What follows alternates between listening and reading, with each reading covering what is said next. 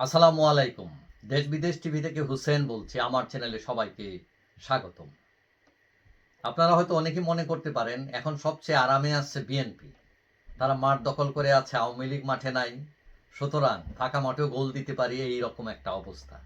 কিন্তু আওয়ামী লীগের নেতারা, বিশেষ করে তারেক রহমান, তিনি অনেকটা দুশ্চিন্তার মধ্যে আছেন এবং তিনি তার দলের অবস্থা জানেন এবং ভয়ে আছেন, এই জন্য মহা বিপদে আছেন, এই জন্য যে এই দলকে কিভাবে সামলাবেন, তাদের চাঁদাবাজি কিভাবে সামলাবেন, দখলবাজি কিভাবে সামলাবেন, রাষ্ট্র পরিচালনা করবেন যদি ক্ষমতায় যান, নাকি ওই আওয়ামী লীগ তো 15 বছর টিকলো, তারা 15 মাস টিকতে পারেন কিনা, টেনে নামায় কিনা, বিভিন্ন ধরনের শঙ্কা।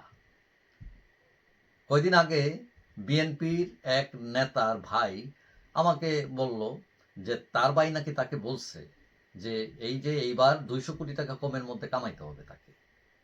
তো সে বলছে যে 200 কোটি টাকা কেন?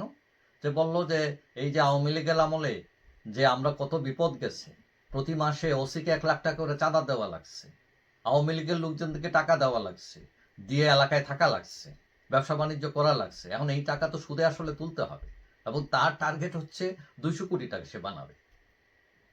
এখন বিএনপির অনেক নেতাই এরকম টার্গেট নিয়ে বসে আছেন, 15 বছর যাবত উপাস। এবং 5 আগস্টের পর আমরা দেখলাম যে বিভিন্ন জায়গায় বিএনপির লোকজন দখল চাঁদাবাজি শুরু করে দিচ্ছে ক্ষমতায় আসার আগেই। তারা মানে ক্ষমতা পেয়ে গেছে এরকম একটা ভাব। এবং একজন আমাকে বললেন যে ফুটপাতে ছোটখাটো ব্যবসা করেন, তিনি আমাকে বললেন স্যার মহা বিপদ। বলে কেন বিপদ? যে আগে তো আওয়ামী লীগকে চাঁদা দিতাম, তারা একজন আসতো, চাঁদা দিয়ে দিতাম, বস শেষ ফিনিশ। এখন 4-5 জন আসে, এখন কয়জনকে দিব? তো এই হলো একটা অবস্থা। এবং এদের 90% লোকই হচ্ছে বিএনপির লোক। জামাতও টুকটাক করছে, তারা যেসব এলাকায় আধিপত্য বেশি তারাও টুকটাক করছে, কিন্তু সেই অর্থে নয়। এখন বিএনপি অনেকটা আওয়ামী লীগ টাইপেরই দল। এখানে বিভিন্ন জাতের মানুষ আছে, মাল্টিকালচার। হ্যাঁ, সেখানে যেরকম বুদ্ধিজীবী আছে, লেখক আছে, গলা কাটা আছে, ঠোঁট কাটায় আছে, টাউট আছে, বাটপার আছে, হাইজ্যাকার আছে, সব ধরনের মানুষ আছে। এখন এদের কন্ট্রোল করা খুব একটা ইজি না। এখন সাধারণ মানুষ একটা আতঙ্কের মধ্যে আছে যে এক দলকে বিদায় করলাম, এখন খাল কেটে কুমির আনলাম কিনা। আরেকটা সমস্যা বিএনপির তারেক রহমান সাহেব সুন্দর সুন্দর কথা বলছেন, বিভিন্ন কর্মসূচি দিতেছেন, কিন্তু দলের মধ্যে কোনো সংস্কারের কোনো খবর নাই।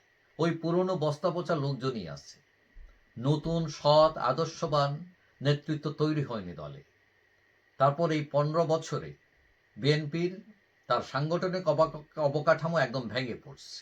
অনেক লোক মরে গেছেন, কেউ কেউ জল ছেড়ে দিচ্ছেন, ইনঅ্যাক্টিভ হয়ে গেছেন, যার ফলে নতুন নেতৃত্ব তৈরি হয়নি এবং তাদের এখন কোনো উদ্যোগ দেখা যাচ্ছে না। তো এই অবস্থায় বিএনপি ক্ষমতায় যদি যায়, সেই যে মহা খুশি হয়ে যাবে তা না, সে মহা বিপদের মধ্য দিয়েই যাবে। এবং পিছনে আরেক ভয় হচ্ছে আওয়ামী লীগ। সুতরাং বলাই যায় যে বিএনপি বিপদেই আছে। অর্থাৎ কেউ কেউ বলছেন যে তাদের এই যে ভয়, যে যেখানে বাঘের ভয় সেখানেই রাত হয় কিনা, এটাও ভাবার বিষয়। যাই হোক, সবাই ভালো থাকবেন। আশা করি দেখা হবে অন্য কোনো ভিডিওতে ইনশাআল্লাহ। আল্লাহ হাফিজ।